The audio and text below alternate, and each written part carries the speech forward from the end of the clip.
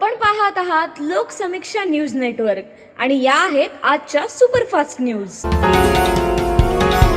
या बातमीपत्राचे प्रायोजक आहेत नंदिनी कलेक्शन, फक्त महिलांचे परिपूर्ण दालन, माऊली निवास, कल्याण मंडपमच्या बाजूस, यशोधन नगर, परभणी। नमस्कार, मी प्रभू दिपके लोकसमीक्षा न्यूज नेटवर्क मध्ये आपलं स्वागत करतो। आपण पाहत आहात परभणीचं एकमेव बातमीपत्र Loksamiksha superfast. Red Apple exclusive MIDC परिसर, परभणी। देशाच्या अर्थमंत्री निर्मला सीतारामन यांनी सादर केलेला अर्थसंकल्प हा शेती क्षेत्रासाठी निराशाजनक असून यामध्ये मोठमोठ्या घोषणा आणि पोकळ वर्गांना केला असल्याचा आरोप करत स्वाभिमानी शेतकरी संघटनेच्या कार्यकर्त्यांनी परभणीमध्ये आज दुपारी केंद्रीय अर्थसंकल्पाची प्रत जाळून त्याची होळी केली। यावेळी स्वाभिमानी शेतकरी संघटनेचे जिल्हाध्यक्ष किशोर उडगे, रामसाद गमे, गजानन तुरे, मुंजाभाऊ लोंढे, माऊली शिंदे, प्रसाद गरुड, सुदाम ढगे आदींची उपस्थिती होती। प्रत्येक लॉयन सदस्यानं जिथं जी गरज असेल ती सेवा समर्पणाच्या भावनेतून केली पाहिजे असं मत लॉयन प्राध्यापक PMJF लॉयन गिरीश सिसोदिया यांनी व्यक्त केलं।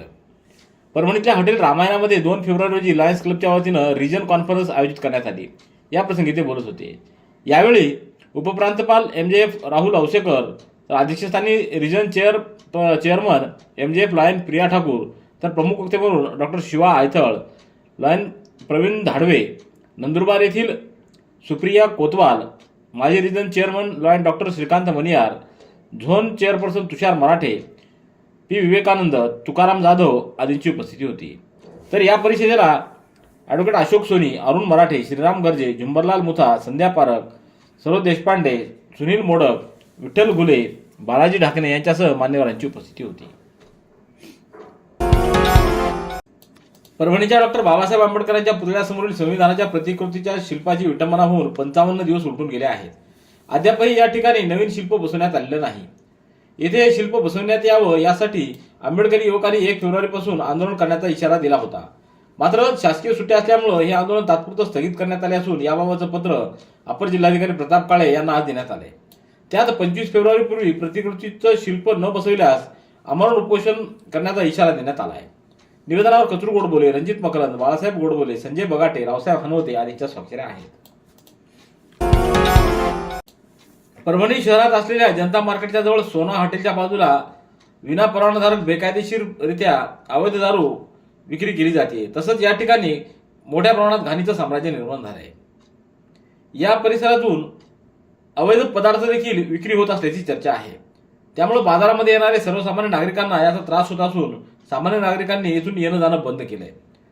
त्यामुळं प्रशासनानं याकडे लक्ष देऊन येथील अवैध धंदे बंद करावेत अशी मागणी या परिसरातील व्यापाऱ्यांनी केली आहे।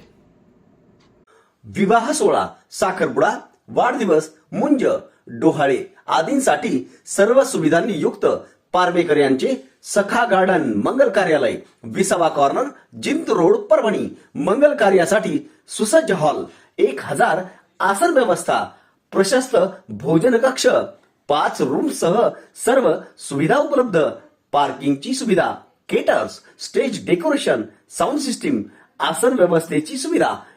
एक वेळ अवश्य भेट द्या। सखा गार्डन मंगल कार्यालय, विसावा corner, जिंत road, Parbhani.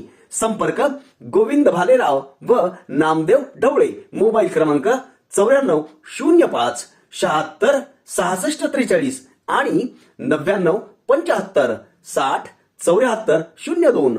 गंगाखेडच्या Shri Swami Samarth clinic व अक्षय मेडिकल स्टोअरचा शुभारंभ आमदार डॉक्टर रत्नाकर गुट्टे यांच्या हस्ते करण्यात आला। डॉक्टर सुदर्शन मुंडे व उद्धव केंद्रे यांनी हे क्लिनिक व मेडिकल सुरू केले। या प्रसंगी त्यांचा सलग 2 वेळा विजय झाल्याबद्दल उपस्थितांकडून यथोचित सत्कार करण्यात आला। तसंच पुढील वाटचालीसाठी त्यांना शुभेच्छा देण्यात आल्या। या कार्यक्रमाचं औचित्य साधून आमदार गुट्टे यांनी क्लिनिक आणि मेडिकलची संपूर्ण पाहणी करून डॉक्टर सुदर्शन मुंडे आणि उद्धव केंद्रे यांचं कौतुक केलं। यावेळी सुदर्शन मुंडे, उद्धव केंद्रे, सत्यपाल साळवे, कलीम शेख, राजेश भाऊ सातपुते, माधव भोसले, स्वप्नील मुंडे, शिवाजी खोकले, पिराजी कांबळे यांची उपस्थिती होती। महाराष्ट्र राज्य माध्यमिक व उच्च माध्यमिक शिक्षण मंडळ छत्रपती संभाजीनगरच्या वतीनं इयत्ता 10वी आणि 12वी बोर्डाच्या परीक्षेत मुस्लिम विद्यार्थ्यांना बुरखा परिधान करण्याची परवानगी 23 फेब्रुवारी 2024च्या पत्रकान्वये सर्व केंद्र संचालकांना देण्यात आली होती। त्या अनुषंगानं राज्य माध्यमिक व उच्च माध्यमिक शिक्षण मंडळाच्या वतीनं फेब्रुवारी-मार्च 2025 मध्ये होणाऱ्या इयत्ता 10वी 12वी परीक्षेत मुस्लिम परीक्षार्थ्यांना बुरखा परिधान करून परीक्षेत बसण्याची सर्व केंद्र संचालकांना कळवावं अशी मागणी सचिव महाराष्ट्र माध्यमिक व उच्च माध्यमिक शिक्षण मंडळ पुणे यांच्याकडे एमडीओ संघटनेच्या वतीनं करण्यात आलेली आहे. प्राथमिक आरोग्य केंद्रातील आरोग्य अधिकाऱ्यांना ढकलून देऊन ओपीडी टेबलावरील काच फोडून शासकीय कामात अडथळा केल्याप्रकरणी एका आरोपीच्या विरोधात ताडकळस पोलीस ठाण्यात गुन्हा नोंदवण्यात आला आहे. याबाबत डॉक्टर अभिजित शेळके यांनी फिर्याद दिली आहे. 31 जानेवारी रोजी रात्री 8:30 ते 9 वाजेच्या सुमारास महादू माने यांनी माझं दुखत आहे, माझ्यावर उपचार करा असं म्हणत जोरजोरात ओरडून डॉक्टरांच्या हातातील स्टेथोस्कोप घेऊन टेबलावर आदळला. तसंच ओपीडी टेबलावरील काच फोडून नुकसान केलं. तर कर्तव्यावर असलेल्या डॉक्टर शेळके यांना ढकलून देऊन शासकीय कामात अडथळा निर्माण केला. या प्रकरणी ताडकळस पोलिसात त्याच्या विरोधात डॉक्टर हिंसाचार संरक्षण अधिनियमाप्रमाणे गुन्हा नोंदवण्यात आला आहे. गुडघे दुखत आहेत? आता काळजी नको. आयुर्वेदिक उपचाराने गुडघ्यावर उपचार करा आणि जगा आनंदी आयुष्य. बालाजी आयुर्वेदिक निसर्गोपचार केंद्र, तलाठी कार्यालयाच्या पाठीमागे, वसमत रोड, परभणी. संपर्क डॉक्टर गोविंद कामटे. मोबाईल क्रमांक 9923300914. पाथरी रस्त्यावरील परभणी मेडिकल कॉलेजमध्ये महाराष्ट्र मेडिकल काउन्सिल अंतर्गत सर्व डॉक्टरांसाठी प्रशिक्षणाचं सत्र आयोजित करण्यात आलं. वैद्यकीय कागदपत्रांचं सुसूत्रीकरण व medical certification of cause of death नियमाच्या पालन सुधारण्यासाठी हे प्रशिक्षण आयोजित करण्यात आलं. दुपारी 2 ते 3 या वेळामध्ये सर्व डॉक्टरांसाठी आणि दुपारी 3 ते 4 या वेळेत सर्व परिचारिका व पॅरामेडिकल कर्मचारी यांच्यासाठी प्रशिक्षणाचं सत्र घेण्यात आलं.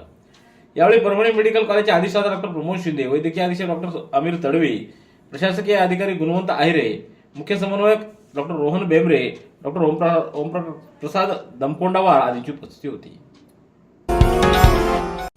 शेतातील ऊस काढत असताना अचानक हार्वेस्टर मशीननं पेट घेतला. ही घटना 2 फेब्रुवारी रोजी सायंकाळी 5 वाजच्या सुमाराला परभणी तालुक्यातल्या नांदगाव बुद्रुक शहरात घडली आहे.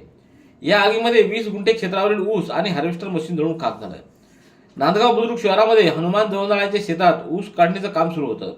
यावेळी आणण्यात आलेल्या हार्वेस्टर मशीननं अचानक पेट घेतला. आगीत ऊस आणि हार्वेस्टर जळून खाक झालं. या घटनेची माहिती महापालिकेच्या अग्निशमन दलाला दिल्यानंतर अग्निशमन दलाच्या जवानांनी मोठे प्रयत्न करून ही आग विझवली.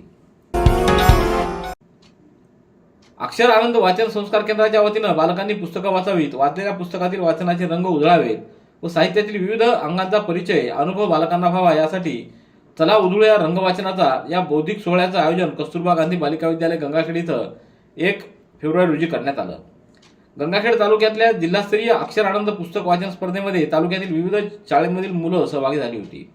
त्यातील निवडक अशा 55 उत्कृष्ट बालवाचकांचा सन्मानचिन्ह, सन्मानपत्र व ग्रंथ देऊन करण्यात आला. मध्यमवर्गीय, निम्न मध्यमवर्गीय, गरीब, शेतकरी, विद्यार्थी, सुशिक्षित, बेरोजगार यांच्यासाठी या अर्थसंकल्पामध्ये काहीही नाही. अर्थसंकल्पात जे काही सांगितलं गेलं आहे ते अव्यवहार्य आहे. अर्थसंकल्प जीडीपी गुणोत्तर पुन्हा घसरलंय. कल्याणकारी योजनांना फटका बसलाय. नरेगाचा निधी वाढवला नाही. पीक विम्याचं वाटप कमी झालं. तसंच पीएम किसान वाटप रखडलं. खतं आणि इंधन अनुदानात घट केली आहे. तसंच सामाजिक सेवा वाटप, गृहनिर्माण, SC ST कल्याण, सामाजिक सेवा आणि अन्न अनुदानामध्ये लक्षणीय कपात करण्यात आली आहे. शिक्षण बजेट फक्त 2.53% आणि आरोग्य बजेट फक्त 1.94% आहे. तर प्रत्येक घरात डॉक्टर योजना ही कधीही होऊ शकत नाही असं सुहास पंडित यांनी या अर्थसंकल्पाबाबत आपलं मत व्यक्त केलंय. Red Apple furniture, smart furniture for smart people. Exclusive Parbhani शहरातील भव्य शोरूम रेड ॲपल एक्सक्लुझिव्ह, भारतातील स्मार्ट फर्निचर ब्रँड आता आपल्या परभणी शहरामध्ये. हो, आता आपल्या परभणी शहरामध्ये. या अंतर्गत ऑफिस, बेडरूम, डायनिंग, लिव्हिंग इत्यादी प्रकारचे फर्निचर आपणास मिळेल. Bedroom set, bed, dressing table, sofa set, कपाट, डायनिंग टेबल टीपॉय आणि स्टील फर्निचर इत्यादी सर्व प्रकारचे फर्निचर तेही आकर्षक किमतीमध्ये उपलब्ध आहे. एक वेळ अवश्य भेट द्या. रेड ॲपल फर्निचर, MIDC परिसर, भारतीय स्टेट बँकेच्या जवळ, परभणी. खेल मंत्रालय व भारतीय ऑलिम्पिक असोसिएशन आणि उत्तराखंड राज्य सरकारच्या वतीनं 38व्या नॅशनल गेम्स डेहराडून इथं होणाऱ्या स्पर्धेसाठी महाराष्ट्र ऑलिम्पिक असोसिएशन व राज्य क्रीडा संघटनेच्या वतीनं ॲथलेटिक क्रीडा प्रकारामध्ये संघ व्यवस्थापक म्हणून प्राध्यापक माधव शेजूळ, टेबल टेनिस क्रीडा स्पर्धेसाठी संघ व्यवस्थापक म्हणून गणेश माळवे, तर तलवारबाजी क्रीडा स्पर्धेसाठी तांत्रिक समिती सदस्य म्हणून संजय भूमकर यांची निवड करण्यात आलेली आहे. सेलू इथं पार पडलेल्या राज्यस्तरीय आदर्श तालुका पुरस्कार व तालुका अध्यक्ष मेळाव्यामध्ये परभणी जिल्ह्यातल्या प्राचीन संस्कृतीचं प्रतीक असलेल्या दुर्मिळ असे 52 स्थळांची माहिती देणारे पोस्टर प्रदर्शन भरण्यात आलं होतं. केंद्र शासनाच्या माहिती विभागातील अधिकारी सुनील पोटेकर यांच्या पुढाकारातून हे प्रदर्शन घेण्यात आलं. या प्रदर्शनाचं उद्घाटन मराठी पत्रकार परिषदेचे मुख्य विश्वस्त SM देशमुख यांनी केलं.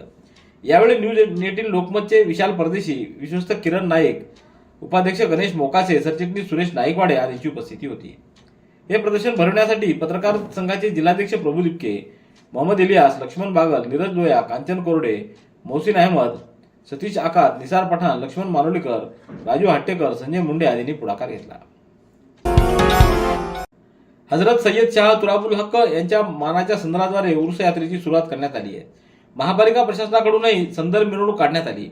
यावेळी आयुक्त धैर्यशील जाधव, उपायुक्त बबन तडवी, मुख्य लेखा परीक्षक श्रीरंग भुतडा, सहाय्यक आयुक्त सर्व प्रभाग समित्या यांनी संदलाचा तबक डोक्यावर घेऊन संत हजरत सय्यद शाह तुराबुल हक यांचा उर्स यात्रेला मानाच्या संदलानं सुरुवात करण्यात आली. नागरिकांनी या उर्स महोत्सवात सहभागी होऊन कायदा व सुव्यवस्थेचं पालन करून शांततेत उत्सव पार पाडावा असं आवाहन करण्यात आलंय. गंगाखेड पोलीस ठाण्याच्या हद्दीतील देवठाणा तालुका पूर्णा इथं शेत रस्त्यावरून 2 गटात झालेल्या वादामध्ये 5 जण जखमी झाले असून या प्रकरणी 2 फेब्रुवारी रोजी गंगाखेड पोलीस ठाण्यात दाखल झालेल्या परस्पर विरोधी तक्रारीवरून दोन्ही गटातील एकूण 15 जणांच्या विरोधात गुन्हा नोंदवण्यात आला आहे. देवठाणा येथील गिरधर जोगदंड व त्याचा चुलत भाऊ रामप्रसाद जोगदंड यांच्यात शेताचा वाद आहे. 1 फेब्रुवारी रोजी दुपारी 12 वाजच्या सुमाराला या रस्त्यावरून रामप्रसाद जोगदंड हे ऊस तोडण्याची मशीन घेऊन जात असताना येथून जायचं नाही असं सांगितल्यानं दोघात वाद झाला. तेव्हा तिथे असलेल्या रामप्रसाद जोगदंड यांचे वडील सोपान जोगदंड यांनी यापुढे आम्ही तुझा रस्ता अडवणार नाही, तुही रस्ता अडवू नको असं म्हणत वाद मिटवला. रेड ॲपल एक्सक्लुझिव्ह MIDC परिसर परभणी. याबरोबरचे बातमीपत्र संपलं. पुन्हा भेटूया उद्याच्या सुपरफास्ट बातमीपत्रात. पाहत रहा लोकसमीक्षा. तुम्हाला हे बातमीपत्र कसं वाटलं याबद्दल आपली प्रतिक्रिया नोंदवा. दररोजचे अपडेट्स मिळवण्यासाठी लोकसमीक्षा चॅनलला सबस्क्राईब करा. धन्यवाद.